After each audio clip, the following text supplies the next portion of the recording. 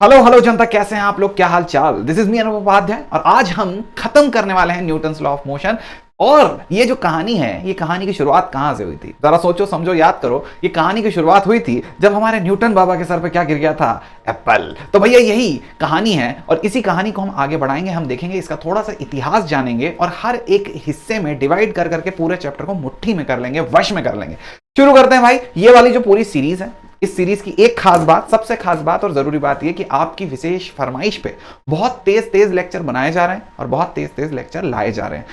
Lecture को बड़ा बनाना आसान होता है पर लेक्चर को छोटा बनाना बहुत मुश्किल होता है। तो जब भी हम लेक्चर को छोटा बनाते हैं काफी ज्यादा मेहनत लगती है और इसी चीज को ध्यान में रखते हुए आपको अपने टारगेट पे भी मेहनत करनी है, जो कि टारगेट है 1000 सब्सक्राइबर। तेजी से सब्सक्राइब करिए। कोई भी इंसान अगर इस वीडियो को पूरा एंजॉय कर रहा है, उसे मजा आ रहा है और उसका फायदा हो रहा है, तो बिना सब्सक्राइब किए बिना जाए ही ना। समझ गए? आपको सब्सक्राइब करे बिना नहीं जाना है, आपको सब्सक्राइब करके जाना है। चलो शुरू करते हैं भाई हमारा सेशन। इस सेशन के अंदर हम 4 पार्ट पढ़ेंगे। पहला इतिहास, जिसमें हम जानेंगे कि फोर्स कहां से होते हुए कहां से आया है। इसके बाद दूसरी चीज हम जानेंगे इसके एप्लीकेशन। तीसरे पार्ट में हम जानेंगे कॉमन फोर्सेस और चौथा पार्ट होगा problem solving.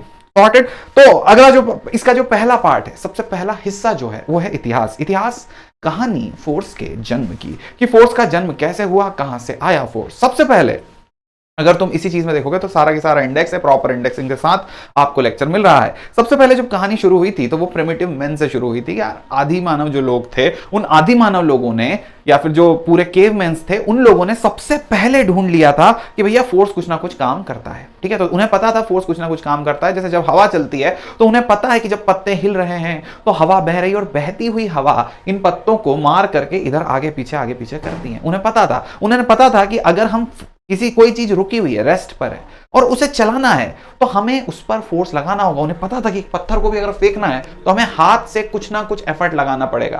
Force exactly word वो यूज नहीं किया करते थे, पर उन्हें पता था कि एक एक्सटर्नल हमें कुछ ना कुछ एफर्ट लगाना होगा। उस एक्सटर्नल एफर्ट की वजह से हमें क्या मिलेगा? रेस्ट से मोशन मिलेगा। बेटा समझ में आया?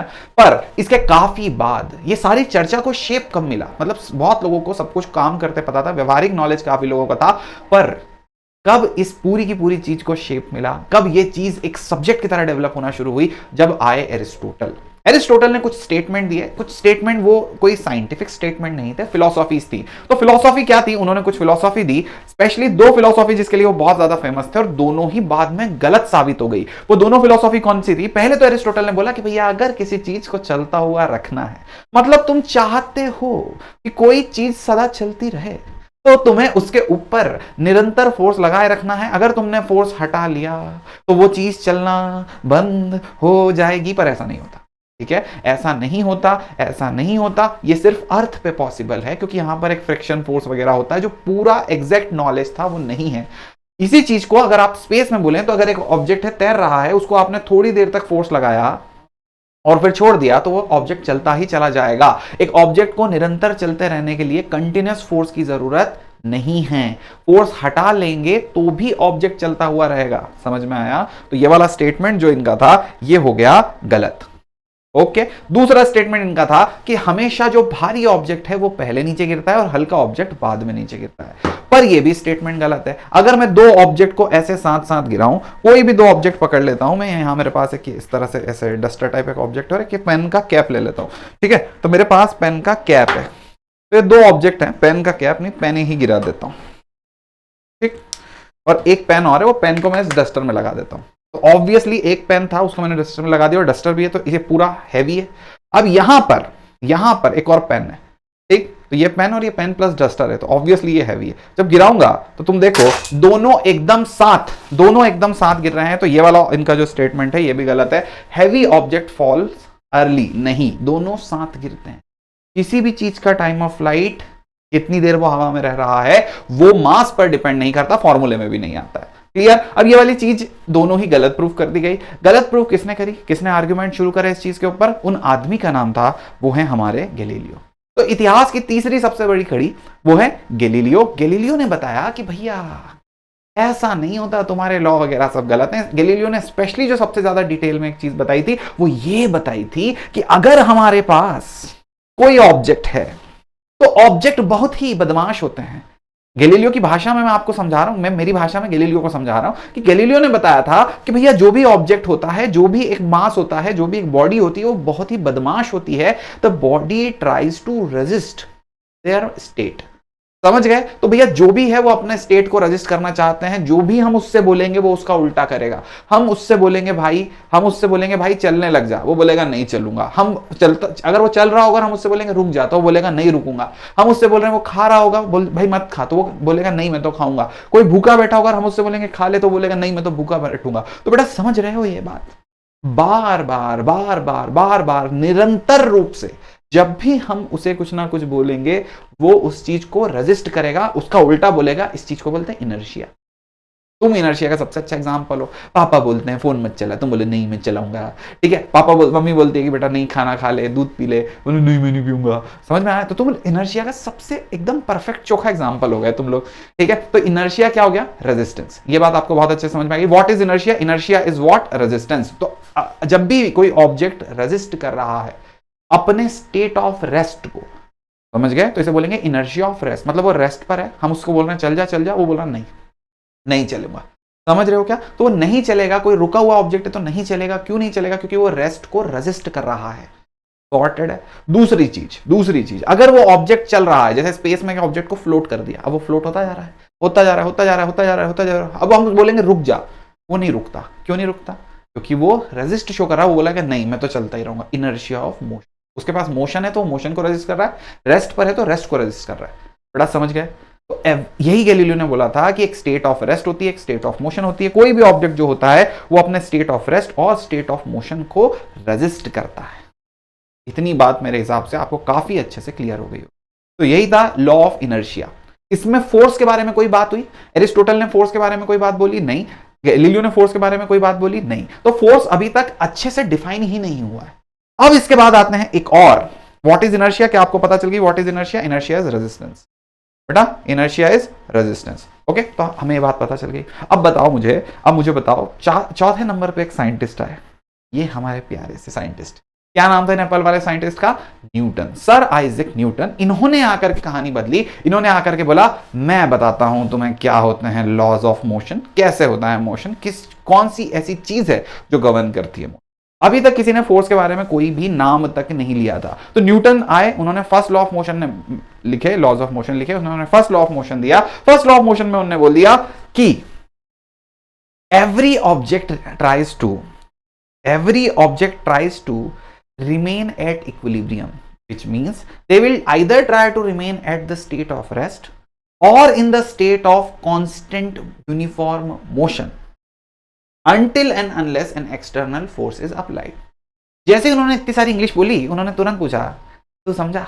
नहीं तू समझा नहीं, मैं समझाता हूं। तो मैं हिंदी में समझाता हूं तुम्हें, या फिर हिंदी में क्या, मैं तुम्हें भाषा में समझाता हूं, आम भाषा में। उन्होंने क्या करा, उन्होंने जो गैलीलियो का लॉ था उसी लॉ को ज्यादा और अच्छे से डिफाइन करके बताया। गैलीलियो बोल रहा था कि एक ऑब्जेक्ट है वो अपने रेस्ट है तो रेस्ट को रेजिस्ट करता है, अगर स्टेट ऑफ मोशन है तो स्टेट ऑफ मोशन को रेजिस्ट करता है।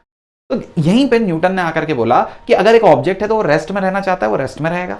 अगर कोई ऑब्जेक्ट यूनिफॉर्म मोशन मतलब कांस्टेंट वेलोसिटी, ना तो डायरेक्शन चेंज हो रहा है ना मैग्नीट्यूड चेंज हो रहा है, उसको बोल दिया इधर चलता हो, इधर ऐसे चलता जा रहा है, चलता जाएगा। कब तक चलता जाएगा? जब तक उसको बोला ना जाए, उसको रोका ना जाए। तुम खाना नहीं खा रहे तो नहीं खाओगे जब तक मम्मी दो चपाटे लगा के मम्मी थोड़ा सा तुम्हें प्यार न जता दे, ले बेटा खा ले, तब तक तुम खाना नहीं खाओगे। तो भैया वो क्या रहेगा?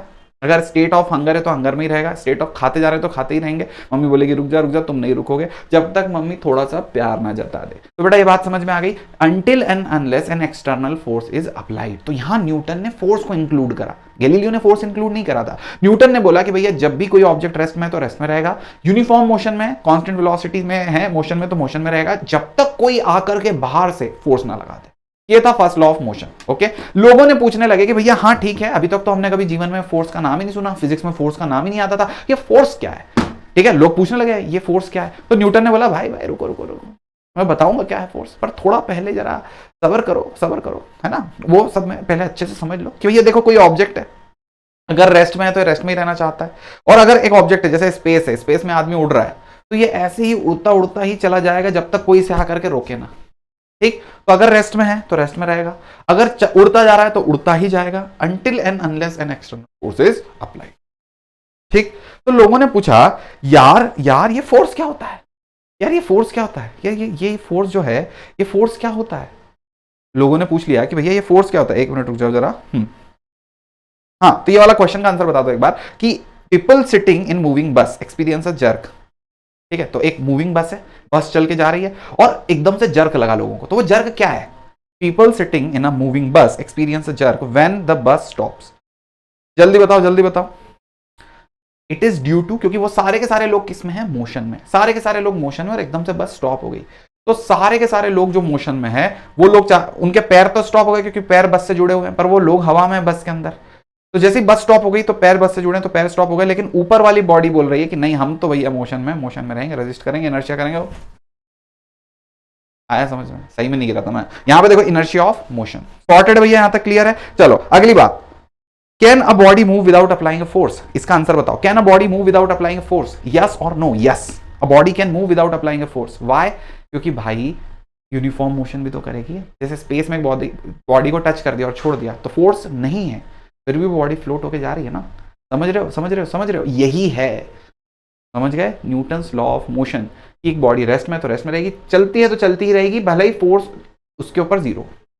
ठीक, वो उसका मोशन चेंज कभी होगा जब अपन उसके ऊपर फोर्स लगाएंगे। अब भैया ये फोर्स ये फोर्स क्या होता है यार चिकू भैया, तो फोर्स होता है, अभी नहीं बताऊंगा, न्यूटन ने बोला जरा रुको, जरा सब्र करो यार, पहले समझो कि मोमेंटम क्या होता है। तो सबसे पहले आपको समझना होगा मोमेंटम क्या होता है, जब भी आप समझना चाह रहे हो कि फोर्स क्या होता है उसके पहले आपको एक बार समझना होगा कि मोमेंटम क्या होता है। जरा देखो कि मोमेंटम क्या होता है। अगर हमारे पास मोमेंटम है that is mass into velocity है, तो हम क्या करेंगे, अगर हमारे पास मोमेंटम है that is mass into velocity है तो हम क्या करेंगे। आप देखो कि वो हमें क्या बता रहा है, मोमेंटम हमें क्या बताता है, मोमेंटम हमें बताता है motion contained in a body, momentum हमें बताता है motion contained in a body और इन अ ऑब्जेक्ट। मतलब चिकू भैया तो एक्चुअल में बॉडी के अंदर कितना मोशन भरा हुआ है ये हमें मोमेंटम से पता चलता है। मतलब अगर एक ऑब्जेक्ट रेस्ट पर है, मतलब किसी ऑब्जेक्ट की वेलोसिटी जीरो, बोलो एक ऑब्जेक्ट है इसकी वेलोसिटी क्या है, जीरो है, ये रेस्ट पर है। अगर ये ऑब्जेक्ट किसी वेलोसिटी से चल रहा है, ठीक है, अगर ये ऑब्जेक्ट रेस्ट पर है, अगर ये ऑब्जेक्ट किसी वेलोसिटी से चल रहा है तो ये वाले ऑब्जेक्ट का मोमेंटम क्या होगा, जीरो होगा। ये वाले ऑब्जेक्ट की जो मोमेंटम होगा ये कुछ ना कुछ नॉन जीरो होगा। तो अगर एक ऑब्जेक्ट के अंदर कोई भी मोमेंटम नहीं है, मतलब वो चल ही नहीं रहा, तो उसके पास कोई मोशन नहीं है, उसके अंदर कोई भी मोशन भरा हुआ नहीं है, समझ गए क्या। अच्छा, अगर एक ऑब्जेक्ट चल रहा है तो क्या उसकी वेलोसिटी नॉन जीरो है, तो क्या इसका मोमेंटम नॉन जीरो होगा, नहीं, इसका मोमेंटम हमें बताएगा कि इसके अंदर कितना मोशन भरा हुआ है। अच्छा, यहां पे देखो एक्स की मास इंटू वेलोसिटी हमें बताएगी मोमेंटम, तो इस ऑब्जेक्ट के अंदर जो दूसरा ऑब्जेक्ट चल रहा है इसके अंदर कुछ मोमेंटम होगा। तो मोमेंटम जीगू भैया अल्टीमेटली क्या बता रहा है, ये हमें बता रहा है कि कोई भी ऑब्जेक्ट के अंदर कितना मोशन भरा हुआ है। इतनी बात समझ में आ गई। तो momentum tells us about the motion content in a body, sorted. ये कैसी क्वांटिटी होगी, वेक्टर क्वांटिटी होती है। अब यहां पर चीकू भैया फोर्स क्या है, फोर्स क्या है, ठीक है बता रहे, ठीक है बता रहे फोर्स क्या है, पर पहले एक बार मोमेंटम वाली चीज को थोड़ा और ध्यान से देख लो कि अगर एक ऑब्जेक्ट रेस्ट पर है तो इसके अंदर मोमेंटम जीरो है, और अगर एक ऑब्जेक्ट जिसका मास m है, इसका मास m है और ये कांस्टेंट वेलोसिटी से चल रहा है तो इसका मोमेंटम क्या होगा, mv इंटू कांस्टेंट। बेटा समझे। तो अगर एक ऑब्जेक्ट रेस्ट पर है मतलब इसके अंदर कोई मोशन नहीं है, तो इसका मोशन क्या रहेगा, इसके अंदर का मोशन कंटेंट कांस्टेंट है, इसके अंदर कोई और मोशन नहीं डाल सकता, सॉर्टेड, क्योंकि कोई और मोशन इसके अंदर नहीं आ सकता, क्योंकि रेस्ट पर है तो रेस्ट पर ही रहेगा, मतलब कोई मोशन नहीं आएगा। पर अगर एक ऑब्जेक्ट ये वाला है जो कांस्टेंट वेलोसिटी से चल रहा है, मतलब इसके अंदर कुछ मोशन है भरा हुआ, तो ना तो कोई इसका मोशन निकाल सकता है ना इसके अंदर कोई मोशन डाल सकता है। इसके अंदर मोशन क्या है, क्योंकि ये कांस्टेंट वेलोसिटी से ही चलता रहेगा। तो अगर एक ऑब्जेक्ट रेस्ट में है, उसका मोशन जीरो है, तो ना कोई इसमें मोशन डाल सकता है ना इससे निकाल सकता है। इस ऑब्जेक्ट के अंदर भी कांस्टेंट वेलोसिटी चल रहा है, इसके अंदर कोई मोशन, इसके अंदर मोशन है पर वो कांस्टेंट ही रहेगा, ना कोई इसके अंदर मोशन डाल सकता है ना इससे निकाल सकता है, जब तक फोर्स ना लगाएं। तो फोर्स क्या है चीकू भैया, इस पूरी की पूरी कहानी में फोर्स क्या है चीकू भैया, तो फोर्स न्यूटन ने सेकंड लॉ में बताया कि अगर तुम्हें पता है किसी बॉडी के अंदर कितना मोशन भरा हुआ है, तो फोर्स वो चीज है जो किसी के अंदर मोशन डाल सकती है और किसी के अंदर मोशन निकाल सकती है। फोर्स वो चाबी है जो मोशन का ताला खोलती है। ऐसे समझ लो कि फोर्स के बिना ना तो मोशन किसी ऑब्जेक्ट के अंदर डाला जा सकता है, ना किसी ऑब्जेक्ट से मोशन निकाला जा सकता है। Force is rate of change of motion content in a body, या फिर force is rate of change of momentum, क्योंकि मोमेंटम ही मोमेंटम ही हमें बताता है कितना मोशन भरा हुआ है। तो force is rate of change of momentum, force ही वो एक शक्ति है जो मोमेंटम को चेंज कर सकती है, ये न्यूटन्स का सेकंड लॉ है। ओके, तो यही ये चीज लिखी हुई है, force is the rate of change of momentum of a body, it is proportional to के। यहाँ पे प्रोपोर्शनलिटी कांस्टेंट के लगा देंगे, इवेंचुअली हम के की वैल्यू कितनी डालेंगे 1, इवेंचुअली हम के की वैल्यू कितनी डाल देंगे 1, तो ये आ जाएगा P F will be equals to dp upon dt। Everyone is sorted about that, clear है क्या? काफी अच्छे से क्लियर हो गया भैया। तो यहां पर dp अपॉन dt को हमने फोर्स के बराबर लिख दिया, और p की जगह हमने लिख दिया d mv अपॉन dt, तो यह आ जाएगा m dv upon dt and that will be ma। Yes, force is going to be equals to mass into acceleration, पर ये वाली चीज कब है? जब mass is equals to constant. ये बात आपको याद रखनी है, जब mass will be equals to what? Constant. हर एक प्राणी सॉर्टेड हो गया भैया। तो force is rate of change of momentum, ये न्यूटन ने बताया। अच्छा, तू समझा? तू समझा नहीं, समझ गया होगा। चल फिर से एक बार और मैं समझाता हूं कि यहां पर समझो कि भैया फोर्स क्या हो गया, कि जैसे एक बड़ी ऑब्जेक्ट है, ये बड़ा ऑब्जेक्ट है और ये छोटा ऑब्जेक्ट है, दोनों अगर सेम वेलोसिटी से चल रहे हैं, या फिर ऐसा बोलूं कि दोनों रेस्ट पे, दोनों का इनिशियल वेलोसिटी 0 है, दोनों का इनिशियल वेलोसिटी 0 है, ठीक है, दोनों का इनिशियल वेलोसिटी 0 है। अब मुझे दोनों को सपोज मुझे दोनों को 100 किलोमीटर पर आवर में चलाना है, मुझे भी इसे भी 100 किलोमीटर पर आवर में चलाना है। ओके, तो ये भी 100 किलोमीटर पर आवर और ये भी 100 किलोमीटर आवर, मुझे दोनों को ही 100 किलोमीटर पर आवर पे चलाना है। तो मुझे क्या करना होगा? मुझे इस ऑब्जेक्ट की स्पीड 0 से 100 लानी होगी, इस ऑब्जेक्ट की भी स्पीड 0 से 100 लानी होगी। तो मुझे बताओ किसमें ज्यादा ताकत लगेगी, इसमें या इसमें? इस वाले में ज्यादा ताकत लगेगी। क्यों इस वाले में ज्यादा ताकत है भैया? क्योंकि इसका मास ज्यादा है। अगर इसे मुझे दोनों को सेम वेलोसिटी से चलाना है तो जिसका मास ज्यादा है, सोचो, जिसका मास ज्यादा है उसको ज्यादा मोमेंटम देना होगा, क्योंकि momentum is equals to mass into velocity. ये बात समझ में आ गई क्या? Momentum is equals to mass into velocity. तो जिसका मास ज्यादा उसको मुझे ज्यादा मोमेंटम देना पड़ेगा, तो उस पर ज्यादा फोर्स लगाना पड़ेगा। समझ रहे हो ना भाई? जिसको ज्यादा मोमेंटम देना है उसको, जिसकी वेलोसिटी सेम देनी है, जिसका मास ज्यादा उसका मोमेंटम ज्यादा होगा। तो अगर ये 100 पे चल रही है और ये वाली गाड़ी 100 पे चल रही है, तो दोनों में से इसके पास ज्यादा मोशन है ना, मतलब इसको ज्यादा मोशन दिया है। दोनों शुरू में 0 थे, तो इसको ज्यादा मोशन दिया होगा, मतलब इस पे ज्यादा फोर्स लगाया होगा, मतलब इसके अंदर मुझे हैवी इंजन लगाना पड़ेगा। समझ गए? बहुत अच्छे से समझ गए। तो मास इंटू वेलोसिटी से मुझे पता चलेगा कि कितना मोमेंटम है। इसीलिए बुलेट से अगर तुम टकराओगे सेम स्पीड पे, और सेम स्पीड पे अगर तुम साइकिल से टकराओगे, तो बुलेट में ज्यादा चोट आएगी, क्योंकि बुलेट के पास ज्यादा मोमेंटम। बेटा समझ गए क्या? बहुत अच्छे समझ गए। अब बताओ, which one will have the greater momentum, a container ship, a bullet, और either depending on their speed? जल्दी से पॉज करें, बताएं। सी, वेरी गुड बेटा। अगर जिसका आंसर सही हुआ उसको समझ में आ गया कि momentum is defined by mass into velocity. तुम नहीं बता सकते कि मोमेंटम कितना है, या तो सिर्फ मास से या तो सिर्फ वेलोसिटी। दोनों चीजें पता होनी चाहिए। ओके, चलो आगे बढ़ते हैं भाई। अगली चीज, बुलेट्स के अंदर बहुत ज्यादा मोमेंटम होता है। कैचेस जब अपन लेते हैं, हम क्या करते हैं? मोमेंटम को चेंज करते हैं, फोर्स लगाते हैं। ये सारी चीजें आपको पता होनी चाहिए। इसके बाद देखो, अब ट्रेन है, वो roll around the track, consider momentum. If it rolls at the same speed but has twice as much as mass, तो मोमेंटम क्या हो जाएगा? तो स्पीड सेम है, मास को डबल कर दिया ट्रेन का, ठीक है। तो ऐसा समझो कि ट्रेन है, ट्रेन रोल कर रही है किसी मोमेंटम से। अब अगर उसका मास डबल कर दिया, सेम वेलोसिटी चला रहे हैं, तो अब क्या होगा? उसका मोमेंटम भी डबल हो जाएगा, क्योंकि momentum is directly proportional to mass into velocity. जितना ज्यादा मास उतना ज्यादा मोमेंटम। यप, सॉर्टेड है। ये भी चीज मैंने आपको बता ही दी है। Second law of motion I think आपको समझ में आ गया होगा अब तो। अब बात करते हैं चीकू भैया थर्ड लॉ ऑफ मोशन। तो थर्ड लॉ ऑफ मोशन क्या बताता है? थर्ड लॉ ऑफ मोशन हमें एक बहुत ही अच्छी चीज के बारे में बताता है, जो कि है एक्शन रिएक्शन पेयर। काफी ज्यादा लोगों को लगता है कि थर्ड लॉ उन्हें पता है। दुनिया के हर इंसान को लगता है कि यार मुझे तो थर्ड लॉ पता है, मुझे तो थर्ड लॉ की फील है। बट आज मैं आपको साक्षात थर्ड लॉ की फील देता हूं। देखो, जब भी एक ऑब्जेक्ट पर, जैसे एक ऑब्जेक्ट पर एक इंसान एक ऑब्जेक्ट पे फोर्स लगा रहा है, ऐसे ध्यान से देखना, जब भी एक इंसान एक ऑब्जेक्ट पे फोर्स लगा रहा है, ये इस तरह से सॉर्टेड है, तो ये इंसान उसे मोमेंटम देने की कोशिश कर रहा है। ये इंसान उस ऑब्जेक्ट पे फोर्स लगा रहा है, मतलब फोर्स लगाना मतलब मोमेंटम देना। तो एक इंसान जब दूसरे ऑब्जेक्ट पे फोर्स लगा रहा है, तो वो उसे मोमेंटम देने की कोशिश कर रहा है। क्लियर? तो जब फोर्स लगाएगा, जब भी ये ऑब्जेक्ट उस पे फोर्स लगाएगा, देखते हैं अपन इसका ऐसे डायग्राम बना के देखते हैं। तो देखो, इस ऑब्जेक्ट पे इधर फोर्स लगा, इस इंसान पे इधर फोर्स लगा। बेटा समझ गए? आदमी ने इस ऑब्जेक्ट पे देखो इधर फोर्स लगाया, उस ऑब्जेक्ट ने आदमी पे इधर फोर्स लगाया। सॉर्टेड। तो हमने क्या देखा, ये वाला फोर्स उसको मोमेंटम दे रहा है। ये वाला जो फोर्स उस डब्बे पे लगा है, आदमी ने जो उस डब्बे पे फोर्स लगाया है, वो उसे मोमेंटम दे रहा है। अब वो मोमेंटम दे रहा है तो मोमेंटम कहीं से ले भी तो रहा होगा। तो ये जो दूसरा फोर्स है इस तरफ आया है, इस तरफ आया है, ये फोर्स क्या कर रहा है, मोमेंटम ले रहा है। तो force is rate of change of momentum. हमेशा जब भी मैंने इस डब्बे पे फोर्स लगाया तो दो फोर्स लगेंगे, एक फोर्स मुझ पे इधर लगेगा, एक फोर्स इस पे इधर लगेगा, तो दो फोर्स ऐसे लगेंगे, एक फोर्स इधर है, एक फोर्स इधर है। तो ये वाले फोर्स का क्या काम है, ये वाले फोर्स का काम है इधर से मोमेंटम लेना, ये वाले फोर्स का क्या काम है, इस डब्बे को इधर मोमेंटम देना। तो एक्शन रिएक्शन पेयर ऐसे काम कर रहे हैं, एक का काम लेना, एक का काम देना। बेटा पेटीएम एकदम वैसे जैसे तुमने यहां से स्कैन करके पेमेंट पे करा तो एक तरफ से लिए, एक तरफ दे दिए, एक में नेगेटिव, एक में पॉजिटिव, ऐसे काम करता है एक्शन रिएक्शन पेयर। तो एक्शन रिएक्शन पेयर क्या कभी सेम बॉडी पे लगेगा? नहीं, एक्शन रिएक्शन पेयर एक पे लगेगा और दूसरे पे लगेगा। समझ गए? तो सेल्फ ट्रांसफर थोड़ी हो रहा है, एक दुकान से दूसरी दुकान पे जा रहा है। तो एक्शन रिएक्शन पेयर हमेशा दो अलग अलग बॉडी में लगेगा। खुद ही के अकाउंट में काट के खुद ही के अकाउंट में भेज दिए, ये ट्रांजिशन थोड़ी हुआ। तो एक्शन रिएक्शन पेयर हमेशा कैसे लगेगा? डिफरेंट बॉडीज पे लगेगा। ये बात समझो यहां पर, action reaction pair always acts on different bodies. ठीक है, ओके, सॉर्टेड है। तो एक्शन रिएक्शन पेयर हमेशा कैसे लगेगा? डिफरेंट बॉडीज पे लगेगा। समझो, action reaction pair always acts on different objects.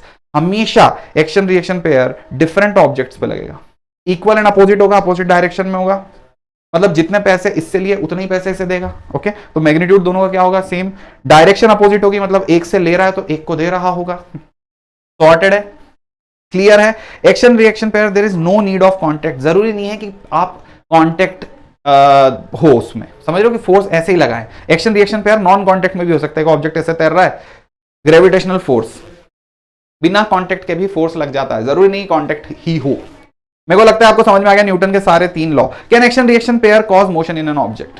Can action reaction pair cause motion in an object? सोचो, अच्छे से सोचो, क्या एक्शन रिएक्शन पेयर की वजह से मोशन हो सकता है ऑब्जेक्ट्स में? यस।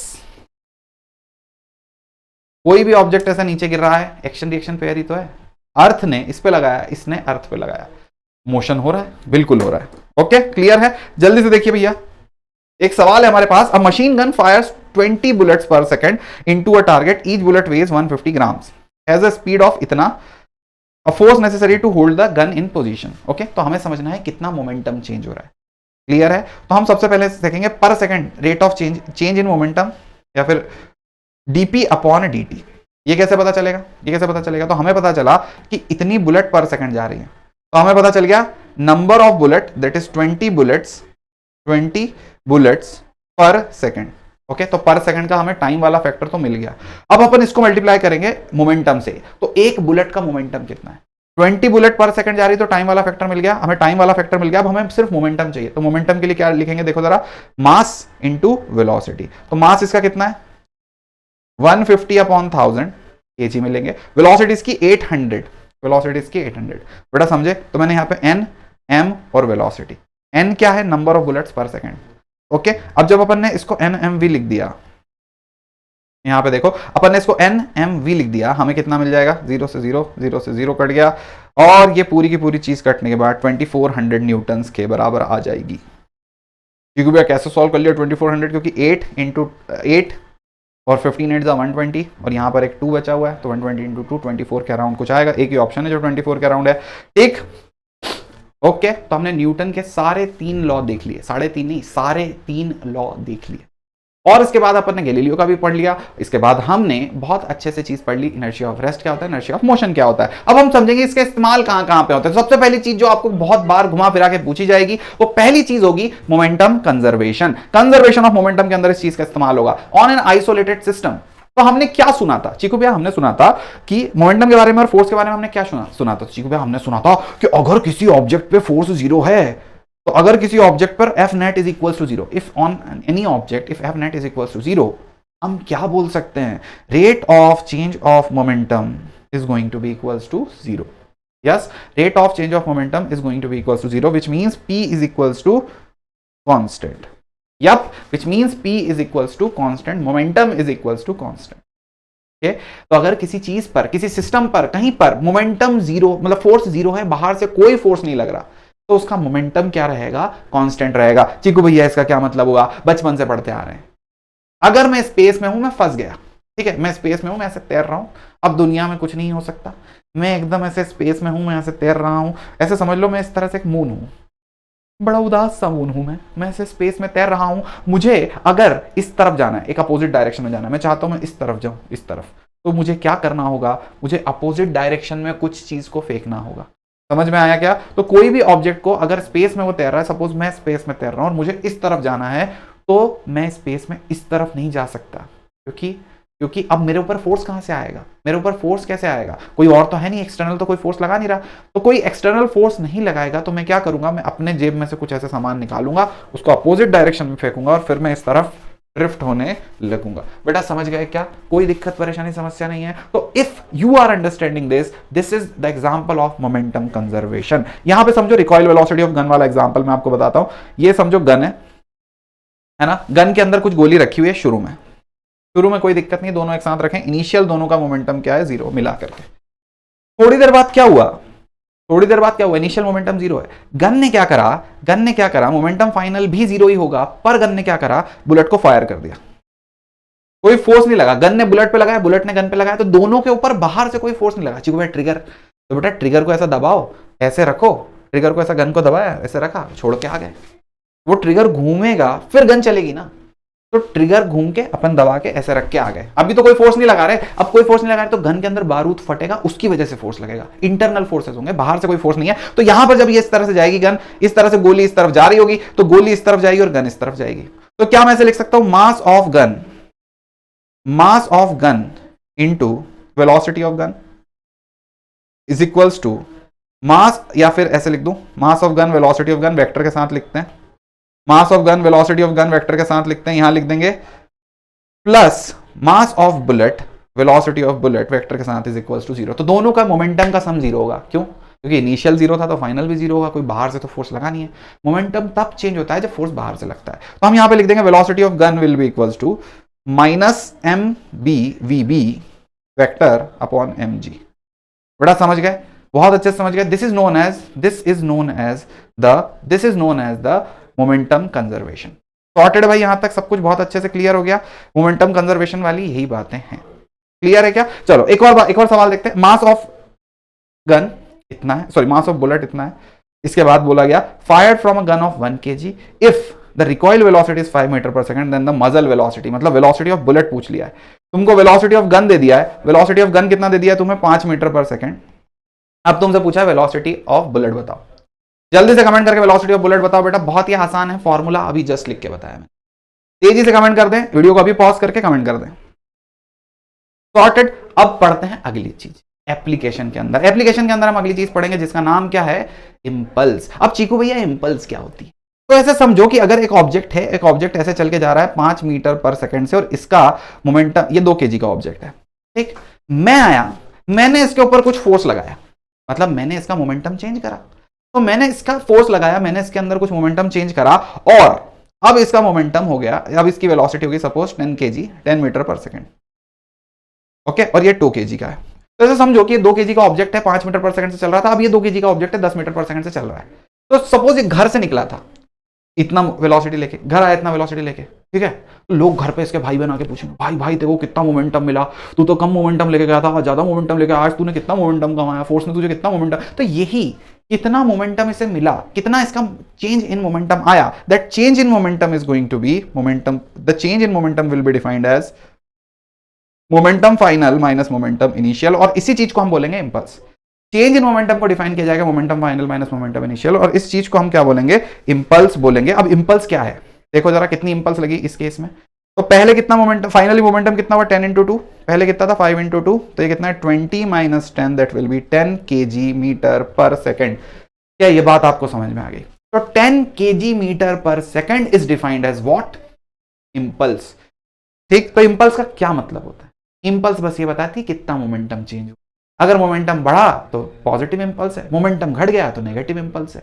समझ गए, समझ गए, समझ गए, समझ गए, चेंज इन मोमेंटम बताती है इंपल्स, क्लियर, ओके, कोई दिक्कत परेशानी समस्या तो नहीं है? चलो यही चीज बताती है। अच्छा चीकू भैया इस चीज को बताएंगे कैसे? अच्छा तो देखो, जब भी हम इंपल्स को निकालने का फॉर्मूला पूछेंगे, ये होगा फोर्स मल्टीप्लाइड विद टाइम।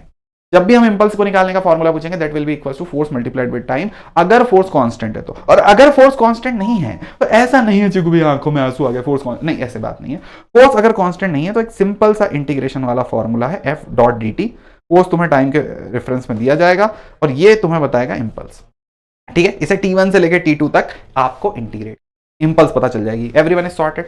तो देखो बेटा, बहुत बार जगह पर आपको इंपल्स पता चलेगी। अगर आप गाड़ी धका रहे हो तो गाड़ी शुरू में रेस्ट पे थी, तुमने उसको धका करके मोशन में कर दिया, इंपल्स है। समझ गए? यहां पे देखो एक ऑब्जेक्ट आएगी, एनसीईआरटी के अंदर का सवाल है, मैंने यहाँ पे सीधा डायरेक्ट टाप के लाया हूं ताकि आपको फायदा हो जाए, आपको समझ में आ जाए। यहां देखो 2 आइडेंटिकल बॉल है, ये दोनों बॉल एक जाके ऐसे टकरा के इधर आई है, एक जाके ऐसे टकरा के इधर आई है। दोनों में आपको क्या पता करना है? Find the ratio of magnitude of impulse imparted on the ball, कितना इनके ऊपर इंपल्स लगा है, और the direction of force on the ball due to like on each ball. ठीक है, तो अब यहां पे बॉल के ऊपर फोर्स लगाना है। मैं आपको समझाता हूं सवाल कैसे सॉल्व होगा।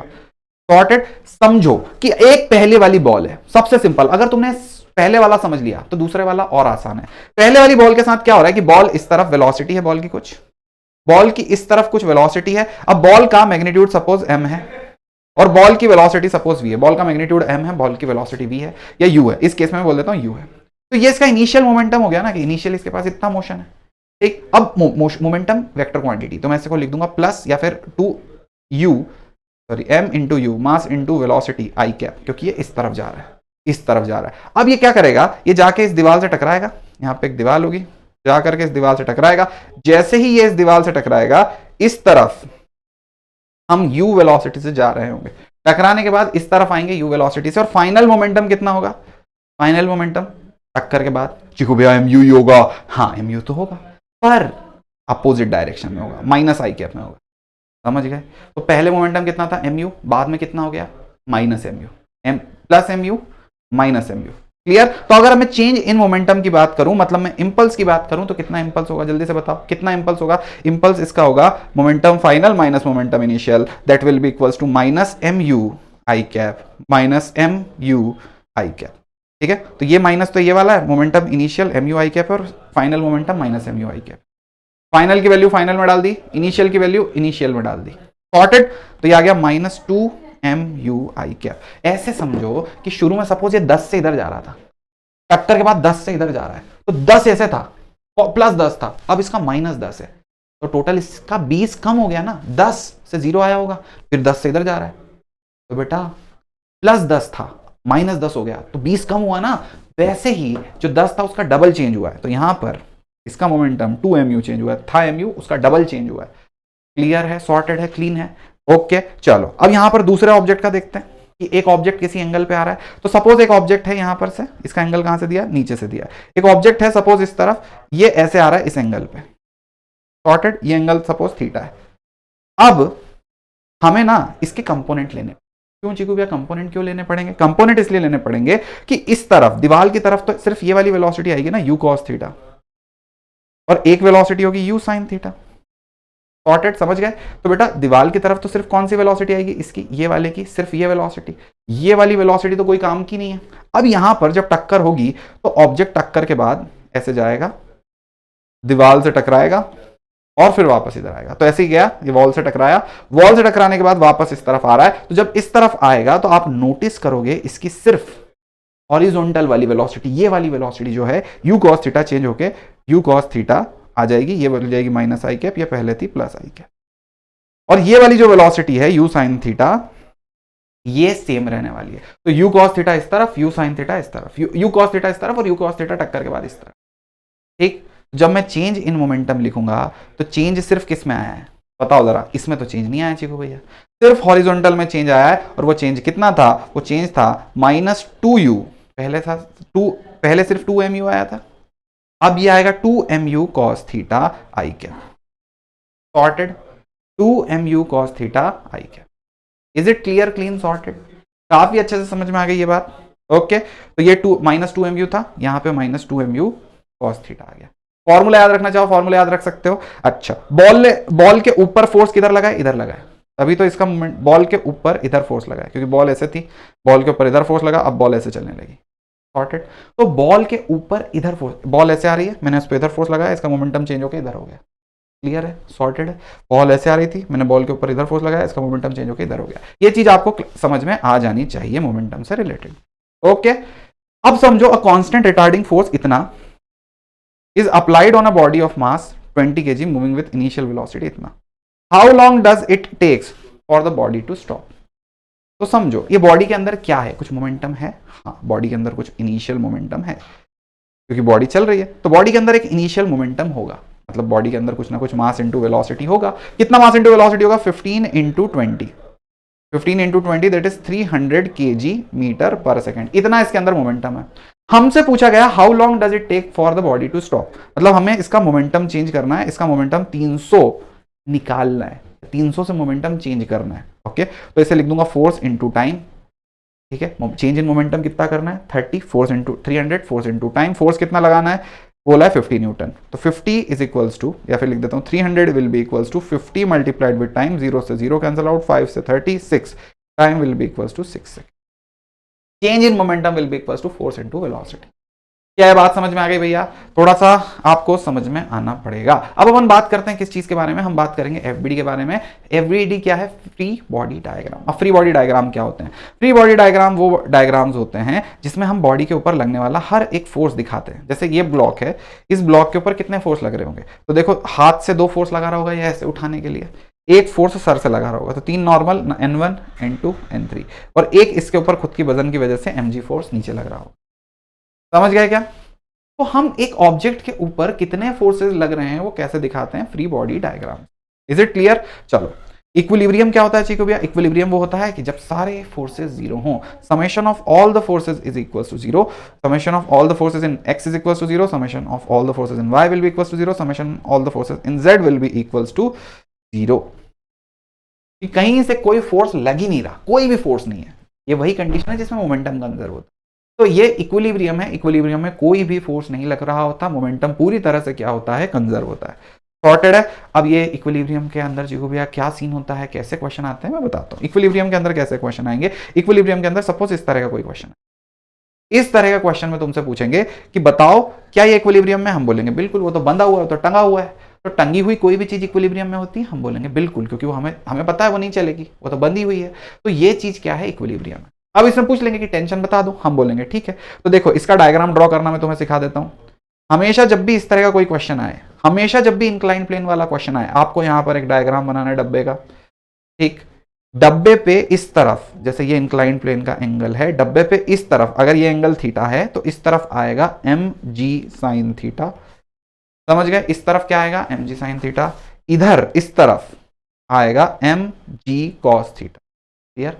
तो प्लेन के तरफ, ये जैसे प्लेन है हमारा, तो इस तरफ क्या आ जाएगा mg sin थीटा, सॉर्टेड। इधर ऊपर की तरफ क्या आएगा, नॉर्मल, और इस तरफ क्या आएगा, टेंशन, सॉर्टेड है। ये आ गया टेंशन, ये आ गया mg sin थीटा, ऊपर आ गया नॉर्मल, नीचे आ गया mg को। ओके, क्या ये इक्विलिब्रियम में, हाँ ये इक्विलिब्रियम, क्या ये इक्विलिब्रियम में, हाँ ये इक्विलिब्रियम। तो हम सीधा सीधा लिख सकते हैं, क्योंकि कहीं नहीं जा रहा, तो हम लिख देंगे t minus mg sin theta will be equals to 0 और n minus mg cos theta will be equals to 0। Yup, तो t will be equals to mg sin theta और n will be equals to mg cos theta. ये बात बहुत अच्छे से I think आपको समझ में आ गई। ओके, तो यहां पर किस चीज के बारे में पूछा है, टेंशन के बारे में पूछा है, आप आंसर क्लिक कर सकते हैं, टिक कर सकते हैं, खचाक। यप, ओके, अब बात करते हैं चीकू भैया डायनामिक्स के बारे में। इक्विलिब्रियम समझ में आ गया, तो जब फोर्स 0 होगा तब क्या होगा, इक्विलिब्रियम, और फोर्स जब 0 नहीं होगा तब क्या होगा, नॉन इक्विलिब्रियम, उसे हम बोलेंगे डायनामिक। डायनामिक्स क्या होते हैं, तो जरा ध्यान से देखो भैया कि जब भी समेशन ऑफ फोर्स हम लिख रहे हैं कि अगर कहीं पर से कोई फोर्स आ गया, summation of force will be equals to, अगर कहीं से कोई फोर्स आ गया तो हम लिखेंगे summation of force will be equals to mass into acceleration, ठीक। क्योंकि भैया अगर फोर्स सिर्फ x में है तो क्या लिखेंगे, तो लिखेंगे summation of force in x will be equals to mass into acceleration in x, summation of force in y will be equals to mass into acceleration in y, summation of force in z will be equals to mass into acceleration in z। क्या ये बात समझ में आ गई, तो जिधर भी फोर्स का कुछ होगा हम उसमें नेट फोर्स को मास इनटू एक्सीलरेशन के बराबर लिखेंगे। अगर फोर्स नहीं है तो नेट फोर्स तो 0 होगा, बोल देंगे इक्विलिब्रियम है, और अगर फोर्स है तो जो भी फोर्स है उसे क्या लिखेंगे, उस फोर्स को लिख देंगे मास मल्टीप्लाइड विद एक्सीलरेशन। क्या इतनी बात आप सभी को समझ में आ गई क्या, ओके, सॉर्टेड है। अब यहां देखो अगली चीज, ये चीज ये क्या इसको कैसे समझ में आएगा? तो इसको अपन समझते हैं क्वेश्चन से। मैंने यहाँ एनसीईआरटी का क्वेश्चन टाप के लाया हूँ, समझना है question. The rocket with a lift mass इतना, तो एक रॉकेट है जिसका मास इतना है, ठीक है, पूरा एकदम। यही रॉकेट वाले क्वेश्चन तुम्हारे एग्जाम में, क्या पता चंद्रयान, मंगलयान और आदित्य L1 ऐसे करके आ जाए। इस बार इसरो ने बहुत धमाके मचाए हैं। तो यहाँ पे 2000 केजी का एक मास है, ठीक है, तो 20,000 केजी का एक मास है, उसको 20,000 जी लिख दिया मैंने, g is acceleration due to gravity. इसका एक मास है, इसे तुम्हें ऊपर उठाना है, ऊपर भेजना है। तो इतना तो मास है, तो तुम्हें ऊपर की तरफ फोर्स लगाना पड़ेगा। तो ये ऊपर की तरफ फोर्स लगाना है। अब इसकी एक्सेलरेशन किस तरफ आएगी? ऊपर भेजना है, ऊपर की तरफ आएगी एक्सेलरेशन। तो इन इनिशियल एक्सेलरेशन ऑफ इतना, तो इसकी एक्सेलरेशन कितनी आएगी? 5 मीटर पर सेकंड स्क्वायर ऊपर की तरफ आएगी। तो अब ये समझ में आना चाहिए, ये सवाल तुम्हें बताना चाहिए, तुम्हें एफबीडी बनाते आना चाहिए। तो एक ऑब्जेक्ट है जिसको तुम्हें ऊपर भेजना है, ठीक, तो तुमने ऊपर की तरफ फोर्स लगा दिया, क्योंकि अगर एक भारी ऑब्जेक्ट है तो वेट तो नीचे लगेगा, मतलब अर्थ तो उसको खींचे। दिमाग में ये चीज क्लियर रखो। पर मुझे ऊपर फेंकना है तो मैं उसके ऊपर की तरफ फोर्स लगाऊं। अब फोर्स लगा, जब मैं लगा रहा हूं तो ऊपर जा रहा होगा, तो किस एक्सेलरेशन से जा रहा है? 5 से। तो तुमसे पूछा जाएगा कि कितना फोर्स लगाया तुमने। अब तुम क्या करोगे? Summation of all the forces in y will be equals to mass into acceleration. Summation of all the forces in y will be equals to mass into acceleration. अब फोर्स y में कौन कौन से हैं? तो y में एक force तो है F, ठीक। अब देखो इसमें वो फोर्स जो x की डायरेक्शन में, उसको पॉजिटिव लो, और जो फोर्स x के अपोजिट डायरेक्शन में उसको नेगेटिव लो। तो तुम F को लोगे पॉजिटिव, क्योंकि F एक्सेलरेशन की दिशा में है। और जो वेट है तुम्हारा, ये 1 2 3 4 5 जी की वैल्यू डाल दी। इस जी वाला जो है, जी की वैल्यू डाल दी, तो यहां पर कितने 40 थे, 50 हुए। F minus 50 will be equals to mass into acceleration. अब मास कितना है? 1 2 3 4 इंटू एक्सेलरेशन। एक्सेलरेशन कितनी है? 5। Is it clear? तो ये 2 मल्टीप्लाइड विथ 50, यहां पे इतना आ गया। हमसे फोर्स पूछा गया, सॉर्टेड है। इसे लिखेंगे 1 2 3 4 5 माइनस 1 2 3 4 5, सॉर्टेड। तो याद आएगा 1 2 3 4 5 न्यूटन्स। ओके, तो 2 लाख माइनस 1 लाख, 1 लाख न्यूटन्स आ गया। Is it clear? Everyone is super sorted about this? सबको कोई दिक्कत परेशानी समस्या तो नहीं भैया? अब यहां देखो, अगला सवाल यहीं पे, एक लिफ्ट है, वो 1000 केजी की है, अपवर्ड जा रही है 1 मीटर पर सेकंड एक्सेलरेशन से। टेंशन कितनी होगी? तो यहां देखो एक लिफ्ट है, ये लिफ्ट में ऊपर की तरफ टेंशन लगेगी, क्योंकि लिफ्ट है, उसको ऊपर की तरफ ऐसे खींचेंगे। क्लियर है? तो उसको ऐसे खींच रहे हैं, इसका वेट नीचे की तरफ कितना होगा? इसका नीचे की तरफ वेट होगा 1000 जी, तो इसको 10,000 लिख देता हूं मैं। अच्छा, जी की वैल्यू 9.8 ले रखी है ना? इन लोगों ने जी की वैल्यू 9.8 ले रखी। कैसे पता चला जी को? ये ऐसे ऐसे ऐसे ऐसे ऐसे दिया हुआ है, तो हम लिखेंगे 9.8 मल्टीप्लाइड विथ 1000। ओके, तो ये कितना आ जाएगा? 9800। Is it clear? और ऊपर की तरफ एक्सेलरेशन आएगी 1, तो हम लिखेंगे, क्योंकि ये ऊपर जा रहा है, तो हम लिखेंगे टी को पॉजिटिव लेंगे, T minus 9800, T minus 9800 will be equals to mass that is 1000 multiplied with acceleration that will be 1। Clear है? ओके, तो ये कितना आ जाएगा? T will be equals to 9800 plus 1000, तो जाएगा 10800। तो अब हम शुरू करते हैं यहां पर तीसरी चीज, जिसका नाम है कॉमन फोर्सेज इन मैकेनिक्स। तो मैकेनिक्स के अंदर यार बड़े तरह के कॉमन फोर्सेज हैं। वो कॉमन फोर्सेज कौन कौन से हैं? एक तो हमारा है टेंशन फोर्स, एक हमारा स्प्रिंग फोर्स, एक हमारा है कॉन्टैक्ट फोर्स। कॉन्टैक्ट फोर्स में भी अलग अलग तरह के, और फिर है सेंट्रीपिटल। तो यही हमारा एक तरह से आखिरी सेक्शन होगा। क्वेश्चन प्रैक्टिस वाली चीज तो मैंने आपको थोड़ी बहुत करवा ही दी है। आखिरी सेक्शन जो आज का है, इसमें हम सबसे पहले देखेंगे टेंशन फोर्स क्या होता है। तो बेटा, टेंशन ऐसा होता है कि अगर कहीं पर रस्सी है और उस पर कोई ऑब्जेक्ट लटक रहा है, तो इस बंदर जैसे इस रस्सी पर लटक रहा है, तो बंदर के ऊपर कौन सा फोर्स लग रहा होगा? बंदर के ऊपर कौन सा फोर्स लग रहा होगा? बंदर के हाथ, जैसे आप एक समझो कि रस्सी है और उसे आप ऐसे खींच रहे हैं, तो रस्सी भी आपके हाथों को खींचती है। तो कौन सा फोर्स होगा? टेंशन फोर्स होगा। टेंशन हमेशा ऑब्जेक्ट से, जैसे अगर मैं बंदर का एफबीडी बनाऊंगा, फ्री बॉडी डायग्राम जिसमें सारे फोर्सेस दिखाते हैं, तो अगर मैं बंदर का एफबीडी बनाऊंगा, तो बंदर के एफबीडी में इस तरह से फोर्स दिखाया जाएगा, जो बंदर की बॉडी से अवे होगा। सॉर्टेड? जैसे अगर यहां दो ये इंसान लड़ रहे हैं, नहीं ये तो मेरा है, नहीं ये तो मेरा है, तो इन दोनों इंसान का जब एफबीडी बनेगा, तो वो फोर्स इनसे अवे की तरफ दिखाया जाता है। टेंशन फोर्स इनसे कैसे दिखाया जाएगा? दूर, हमेशा अवे दिखाया जाता है। क्लियर? तो टेंशन फोर्स हमेशा, जैसे कोई इंसान इधर खींच रहा है, तो उसके हाथ पर टेंशन फोर्स उधर लग रहा होगा। सॉर्टेड? तो आप किसी चीज को खींच रहे हो, तो वो चीज आपको खींच रही, आपने उस पर इस तरफ लगाया, तो वो चीज आपके ऊपर उस तरफ फोर्स लगाएगी। That is tension. सॉर्टेड भैया? क्लियर है? इसी तरह से देखो यहां पर क्या दिखाया जाएगा आपको? टेंशन फोर्स एक इस तरफ, एक इस तरफ। अगर इस ऑब्जेक्ट की बात करें तो इस ऑब्जेक्ट पर टेंशन इधर है, इस ऑब्जेक्ट की बात करें तो इस पर टेंशन इधर है। क्लियर? इस पे ऑब्वियसली ये वाला फोर्स भी होगा, बट क्या आपको समझ में आ रहा है टेंशन फोर्स कैसे काम कर रहा है? क्लियर है? ऐसे ही अगर मैं बोलूं, इस सवाल को देखना जरा ध्यान से, कि ऑब्जेक्ट है 10 kg का है, ऐसे ऊपर से लटक रहा है, तो इस रोप में कितनी टेंशन होगी? तो आप इसका एफबीडी कैसे बनाओगे? आप बोलोगे भैया 10 kg का ऑब्जेक्ट है, ऊपर की तरफ टेंशन लग रही होगी, नीचे की तरफ mg लग रहा होगा, दैट इज 10 इंटू जी। अब यहां पर 10 है, तो T will be equals to 10g, T will be equals to 10 multiplied by 9.8, that is 98। तो हमारा आंसर आ जाएगा 98 न्यूटन। ओके, क्यों चीकू भैया इसमें कोई एक्सेलरेशन क्यों नहीं है? क्योंकि बेटा हमें दिख रहा है कोई चीज लटकी हुई है, मतलब वो इक्विलिब्रियम में, वो चलेगी ही नहीं, तो इसका एक्सेलरेशन क्या होगा? जीरो होगा, इक्विलिब्रियम में। ये सॉर्टेड है? क्लियर है? चलो, स्प्रिंग फोर्स क्या होता है? तो देखो भैया, जब भी अपन एक रस्सी को खींचते हैं, रस्सी को जितनी बार अपन खींच रहे हैं तो वो खिंचाती नहीं है, उसके अंदर टेंशन आती है, पर अगर वो रस्सी खिंचा जाए, रबर जैसे काम कर रही है, तो वह स्प्रिंग जैसी हो जाती है, तो वही tension will be equals to kx हो जाएगा। समझ गए? इस जब भी अपन ने किसी चीज को खींचा और वो खिंचाई नहीं, तो टेंशन है, रस्सी है, स्प्रिंग है। पर अगर उसको खींचा और वो खिंचा गई रबर जैसे कि ऐसे स्ट्रेच हो गई, तो that will behave as spring, हम उसे बोलेंगे T will be equals to kx। अब स्प्रिंग क्या, रबर के साथ क्या होता है कि हम उसे कंप्रेस नहीं कर सकते, लेकिन स्प्रिंग को खींचने के बाद कंप्रेस भी किया जा सकता है। तो फोर्स इनसाइड अ स्प्रिंग, हमेशा जब भी फोर्स इनसाइड अ स्प्रिंग की हम बात करेंगे, तो that will be equals to minus kx। देखो भैया माइनस क्यों है? तो ये इसका मतलब ये है कि अगर हम स्प्रिंग को कंप्रेस कर रहे हैं, तो अगर हमने कंप्रेस करा तो फोर्स बाहर लगेगा। स्प्रिंग को कंप्रेस कर रहे हैं, स्प्रिंग हमारे ऊपर बाहर की तरफ फोर्स लगाएगी, स्प्रिंग को खींचा, स्प्रिंग अंदर की तरफ फोर्स लगाएगी। तो जिधर हम उसे मूव करेंगे x, जिधर हम उसे स्ट्रेच करेंगे, उसके अपोजिट में फोर्स लगेगा स्प्रिंग में। ठीक, तो देखो यहां पर इस केस में, इधर से इस केस में जब गए हैं तो हमने कंप्रेस करा है, तो फोर्स बाहर लग रहा है, और जब इधर से बाहर गए हैं तो स्ट्रेच करा है, स्ट्रेच कराएगा तो फोर्स अंदर की तरफ लगेगा। सॉर्टेड हो गया काफी अच्छे से, स्प्रिंग फोर्स समझ में आ गया। तो if a spring is stretch, इसका स्प्रिंग कांस्टेंट वगैरह है, इसको स्ट्रेच करा है 2 मीटर से। अब इसका calculate the magnitude of force. ठीक, तो F will be equals to K into x. K कितना है इसका? 50, x कितना है इसका? 2, तो 100 न्यूटन का स्प्रिंग क्या लगाएगी? फोर्स लगाएगी। बेसिक चीजें हैं, आपको क्लियर होनी चाहिए वाली। अगली और खतरनाक चीज जिसका नाम क्या है?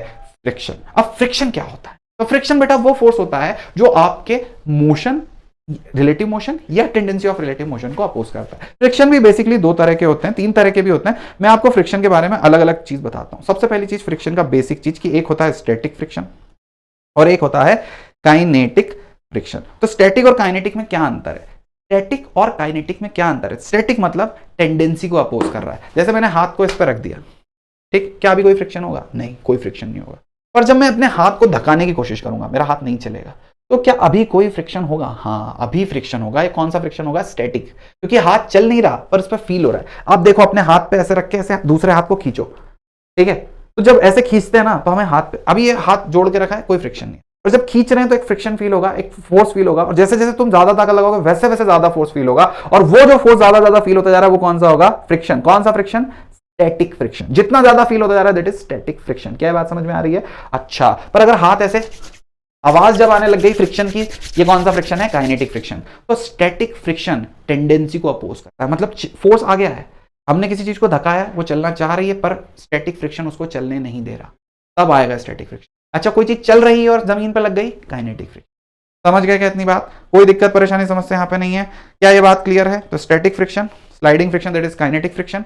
बीच में आती है लिमिटिंग फ्रिक्शन। तो लिमिटिंग फ्रिक्शन क्या होता है चिकू भैया?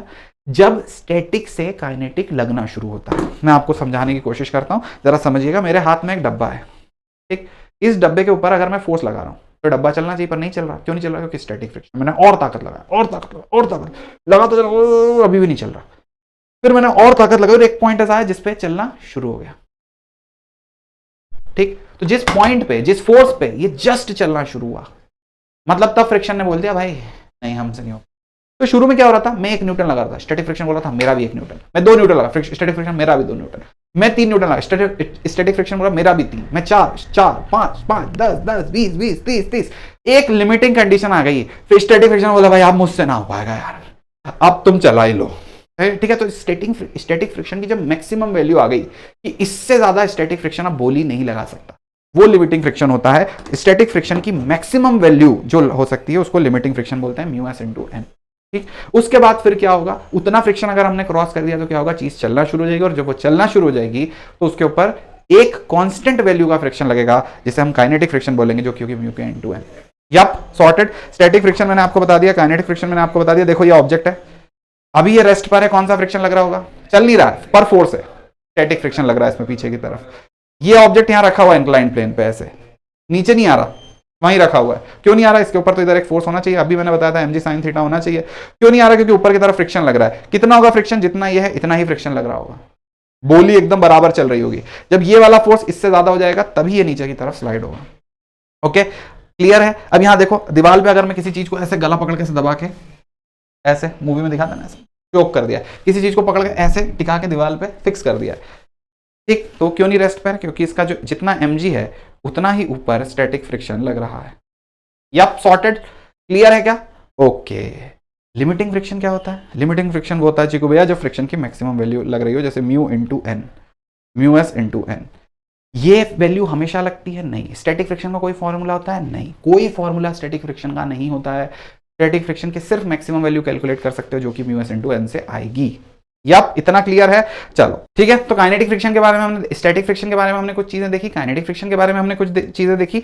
अब हम देखते हैं कि कुछ सवाल कैसा होगा। तो on a horizontal surface of a truck, इसका कोएफिशिएंट दे रखा है फ्रिक्शन का, यहां पे बोला गया ब्लॉक ऑफ मास इतना kg, the truck is accelerating इतना rate, then the frictional force on the block. ठीक है, तो यहां पे देखो एक ट्रक है, ये ट्रक के ऊपर इस तरह से एक मास रखा हुआ है, ये पूरा ट्रक कितने एक्सीलरेशन से? 6 से एक्सीलरेट कर रहा है, मतलब ये डब्बा भी 6 से एक्सीलरेट कर रहा है। तो डब्बे के ऊपर कौन सा फोर्स होगा? ट्रक एक्सीलरेट कर रहा है, डब्बा भी एक्सीलरेट कर रहा है, तो डब्बे के ऊपर कौन सा फोर्स होगा? सोचो, एक mg होगा, एक नॉर्मल होगा, क्लियर? पर अगर ये दोनों साथ जा रहे हैं तो इनके बीच में एक फोर्स होगा जिसे हम बोलेंगे स्टैटिक फ्रिक्शन। ठीक है, तो यहां देखो, अगर ये एक डब्बा है, डब्बे के ऊपर आगे की तरफ एक फोर्स है जिसे हम क्या बोलेंगे? स्टैटिक फ्रिक्शन का फोर्स।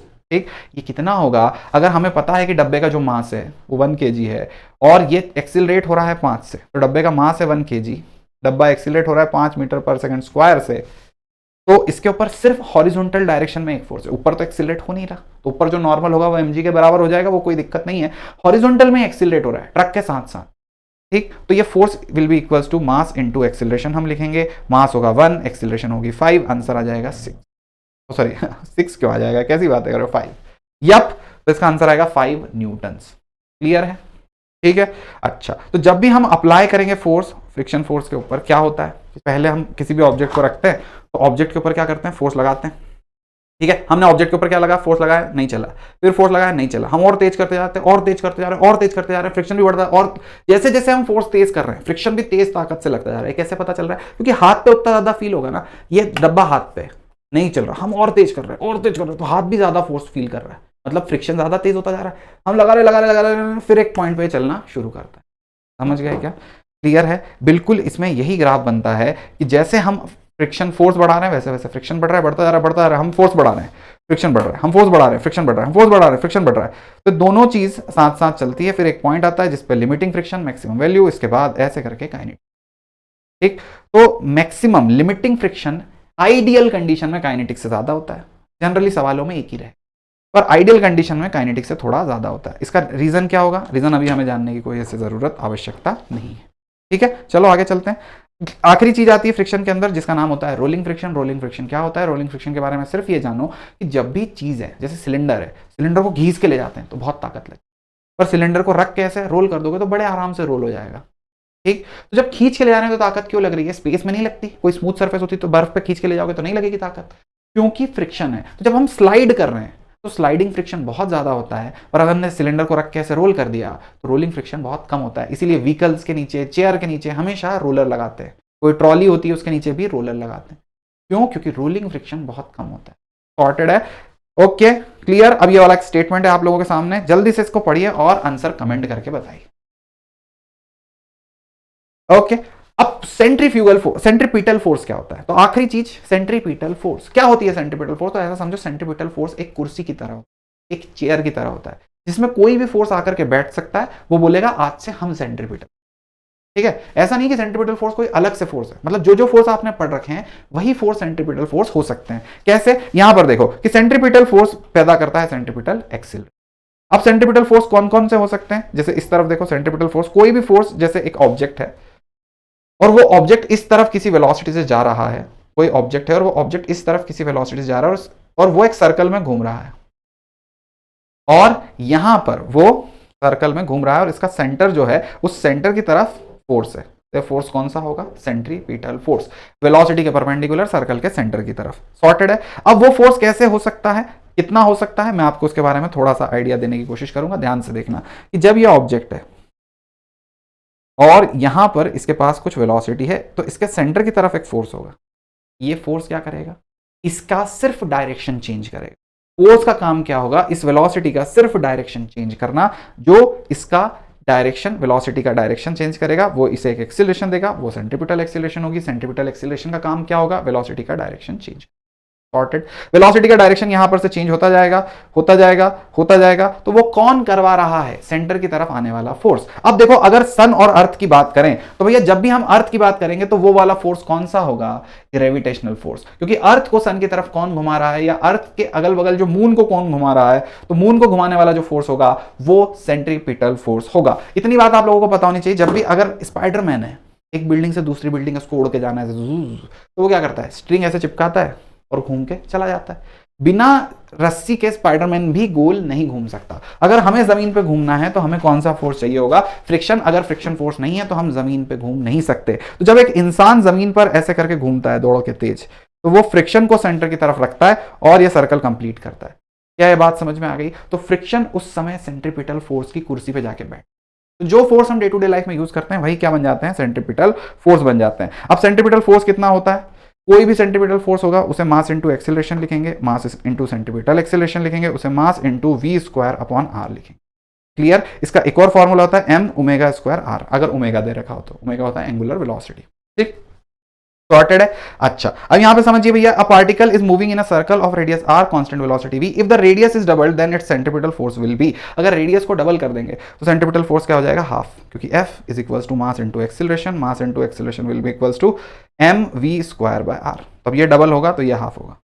यप, सॉर्टेड है। अब देखो, moving car on a level road. तो एक कार है, ये कार है और ये कार इस तरह से है और ये कार ऐसे सर्कल में घूमने वाली है, इस तरह से पूरा सर्कल में घूमेगी। तो सर्कल में घूमेगी तो इस पे कौन सेंट्रीपिटल फोर्स की तरह काम करेगा? सेंट्रीपिटल फोर्स इसका कौन होगा? फ्रिक्शन। ठीक, तो कोई भी चीज जमीन पे घूम रही है तो सेंट्रीपिटल फोर्स कौन है? Friction. Friction will be equals to M we square by R. तो मैक्सिमम कितना वेलोसिटी से घूम सकती, उसके लिए क्या करेंगे? फ्रिक्शन की मैक्सिमम वैल्यू डाल देंगे, that is mu M G. Okay, तो एम से एम कैंसिल होगा, म्यू एन होता है फ्रिक्शन का maximum value, mu M G डाल दिया। तो यहां पर जो हमें वेलोसिटी का वैल्यू मिलेगा वो मिल जाएगा अंडर रूट म्यू जी आर। समझ में आया क्या? Friction is equals to, friction जो है वो friction will be equals to centripetal force, that is m, कितना? M into we square by are. और फ्रिक्शन के सामने हमने फ्रिक्शन की मैक्सिमम वैल्यू रख दी, क्योंकि हमें पता करना था कि मैक्सिमम कितनी वेलोसिटी से जा सकता है। अगर इस वेलोसिटी से तेज जाएगा तो फ्रिक्शन बोलेगा हमसे ना हो पा रहा भाई, हम तुम्हें सर्कल में ना घुमा पाएंगे इतना तेज, जाओ। समझ गए क्या? बहुत अच्छे से क्लियर है। ओके, तो यही वाली चीज हमने यहां पर पढ़ी और यही चीज म्यू हमने क्वेश्चन में डाला। यही चीज में अगर लोग बोलते हैं कि यार फ्रिक्शन रिलायबल नहीं है, क्योंकि अगर तेल डुल गया तो म्यू कम हो जाएगा। वेलोसिटी अभी मैक्सिमम हमने कितनी निकाली थी? अंडर रूट म्यू जी आर निकाली थी ना, तो म्यू कम हो जाएगा। जो म्यू है वो जैसे जैसे हम तेल डालेंगे या फिर कुछ भी अपन ने वहां पे चिकना डाल दिया, किसी ने केले का छिलका डाल दिया, ठीक है, तो दद्दू का पांव फिसल गया, दद्दू गिर गए। तो भाई फ्रिक्शन इज नॉट रिलायबल। तो क्या करेंगे फ्रिक्शन को रिलायबल बनाने के लिए? वहां पर हम कोई और सेंट्रीपिटल फोर्स को इंक्लूड करेंगे। तो यहां पर हम कोशिश करेंगे कि भैया सेंट्रीपिटल फोर्स की जगह फ्रिक्शन के अलावा कोई और फोर्स आ जाए। तो हम बैंकिंग बना देते हैं, और बैंकिंग बनाने से क्या होता है? बैंकिंग बनाने से क्या होता है कि एक नॉर्मल जो है, नॉर्मल ऐसे लगेगा प्लेन के परपेंडिकुलर, तो नॉर्मल का एक कंपोनेंट इस तरफ आ जाएगा। नॉर्मल का एक कंपोनेंट एन, जैसे अगर ये थीटा है, ये थीटा है, तो एन साइन थीटा, देखना जरा ध्यान से, एन साइन थीटा और एन कॉस थीटा। नीचे की तरफ आ जाएगा इधर एम जी। फ्रिक्शन अगर लगेगा तो ऊपर लगेगा कोई फ्रिक्शन। ओके, फ्रिक्शन का इस तरफ थीटा बोल देंगे, तो फ्रिक्शन के भी दो कंपोनेंट लिख देंगे, एफ साइन थीटा, इस तरफ आ जाएगा एफ कॉस थीटा। सॉर्टेड है। और इधर आ जाएगी सेंट्रीपिटल एक्सेलरेशन जो होगी एम, जो होगी वी स्क्वायर बाय आर। बेटा समझे? तो ये क्या है हमारे पास? नॉर्मल एम जी और एफ साइन थीटा वर्टिकल में, N sine theta A square by are और फ्रिक्शन कॉस थीटा हॉरिजॉन्टल में। डेरिवेशन में नहीं जाना, कोई बात नहीं, ये सारी की सारी चीजों को आप फॉर्मूला वाइज याद रख सकते हैं। ठीक है, मैं आपको डायग्राम एक बार फिर से बना के बता देता हूं, ध्यान से देखना। हमारे पास ये एंगल है थीटा, यहां पर हम mg को नहीं छेड़ रहे हैं, हम नॉर्मल के कंपोनेंट कर रहे हैं, हम सिंपल यहां पर ये जो नॉर्मल है इस नॉर्मल के कंपोनेंट करेंगे, ठीक। तो ऐसे समझो ये नॉर्मल है। तो एक बात आपको याद रखनी कि अगर ये एंगल थीटा है तो ये एंगल हमेशा थीटा होता है, ठीक। तो ये एंगल थीटा, हॉरिजॉन्टल से ये थीटा, तो वर्टिकल से ये थीटा, नॉर्मल हमेशा थीटा एंगल पे आएगा, ये चीज आपको याद हो गई। नॉर्मल के दो कंपोनेंट कर दोगे, इस तरफ वाला कंपोनेंट आ जाएगा n sin थीटा, कोई दिक्कत नहीं। इस तरफ वाला जो कंपोनेंट आ जाएगा ये आ जाएगा n cos थीटा, कोई दिक्कत नहीं। अगर मुझे अब फ्रिक्शन की बात करनी है तो देखो फ्रिक्शन इधर होगा, सॉर्टेड है। फ्रिक्शन ऐसे में होगा ना, अब फ्रिक्शन ऐसे में होगा तो इस तरफ ये एंगल थीटा, तो फ्रिक्शन के भी दो कंपोनेंट कर दिए, ये आ गया f cos थीटा और इस तरफ आ गया f sin थीटा, सॉर्टेड। नीचे की तरफ क्या आ गया, ये सारी की सारी चीजें तुम्हें लिखते आ गई, कोई दिक्कत परेशानी समस्या नहीं है। अब वर्टिकल में कोई डायरेक्शन नहीं होगी, अगर इसे हॉरिजॉन्टल में घूमना है, देखो ये वाला सड़क देखो यहाँ पे, ठीक। तो इसे ऐसे घूमना होगा और ये इंक्लाइन प्लेन कैसे होगा, ऐसे। इस चीज को देखोगे तो सड़क ऐसे बनी होगी, पूरी इस तरह से जा रही होगी, सॉर्टेड है। तो यहां पर सड़क इस ऐसे जा रही होगी यूं पूरी, क्लियर। तो ये वो सड़क का इंक्लाइन प्लेन है। तुमको फोर्स बनाते आ गए, एक एक्सिलरेशन इस तरफ होगी, इसे हम सेंट्रीपिटल एक्सिलरेशन बोल देंगे। ये कितनी होगी, v²/r, दैट्स इट। अब लिखेंगे n sin theta minus f cos theta will be equals to v²/r multiplied with m, पहली चीज। दूसरी चीज हम लिखेंगे n cos theta plus f sin theta will be equals to mg, क्योंकि ऊपर की तरफ तो कोई एक्सीलरेशन ही नहीं है। अब क्या करोगे, f की वैल्यू को म्यू इंटू n डाल दोगे दोनों में और सॉल्व करोगे। सॉल्व करोगे तो तुम्हें इस v का वैल्यू मिलेगी, और v की जो वैल्यू तुम्हें मिलेगी, समय समय पर जब तुम v की वैल्यू निकालोगे तो इस केस में तुम्हें v की मिनिमम वैल्यू मिलेगी, ठीक है। और v की मैक्सिमम वैल्यू के लिए तुम्हें फ्रिक्शन को नीचे मारना होगा। तो जब v की मिनिमम वैल्यू होगी तब फ्रिक्शन ऊपर लग रहा होगा, और v की जब मैक्सिमम वैल्यू होगी तब फ्रिक्शन नीचे लग रहा होगा। ये चीजें अभी के लिए आप समझो कि जब मिनिमम वैल्यू होगी तो गाड़ी धीरे चल रही होगी तो नीचे गिर सकती है, जब बहुत तेज वैल्यू होगी तो गाड़ी बहुत तेज चल रही होगी, जब मैक्सिमम वैल्यू होगी तो गाड़ी बहुत तेज चल रही होगी तो गाड़ी ऊपर जाएगी। तो समझ लो जब ये डब्बा ऊपर जा रहा होगा तो फ्रिक्शन नीचे लगेगा, और जब कम वैल्यू होगी एकदम कम तो नीचे गिर रहा होगा तो फ्रिक्शन किधर लगेगा, नीचे डब्बा आ रहा होगा तो फ्रिक्शन, सॉर्टेड है। तो एक बार डायग्राम में फ्रिक्शन को नीचे मानना है, एक बार डायग्राम में फ्रिक्शन को ऊपर मानना है। इसमें मैंने फ्रिक्शन को ऊपर माना है, तो ये कौन सा वाला डायग्राम है, धीरे चल रहा होगा, नीचे गिर रहा होगा, तो ये v मिनिमम का डायग्राम। ओके, v मैक्सिमम के डायग्राम के लिए क्या करोगे, फ्रिक्शन को इस तरफ मान लो, क्लियर है। जैसे ही आप मिनिमम और मैक्सिमम मान लोगे ये दो वेलोसिटी निकल के आएगी, एक मिनिमम की वेलोसिटी है, एक मैक्सिमम मिनिमम की वेलोसिटी है, और यहीं पर ये वाली एक मैक्सिमम की वेलोसिटी। आई होप इतना आप लोगों को समझ में आ गया होगा। फॉर्मूला आपको थोड़ा सा याद करना पड़ेगा, अदरवाइज जीवन सब सत्य है। क्लियर है, ये वाली पीडीएफ आपको टेलीग्राम ग्रुप में मिल जाएगी। आई होप पूरा चैप्टर आपको बहुत अच्छे से कंप्लीट हो गया होगा लिमिटेड टाइम में। चलते हैं, bye bye, this is me Chiku भैया signing off, bye bye, tata, good night.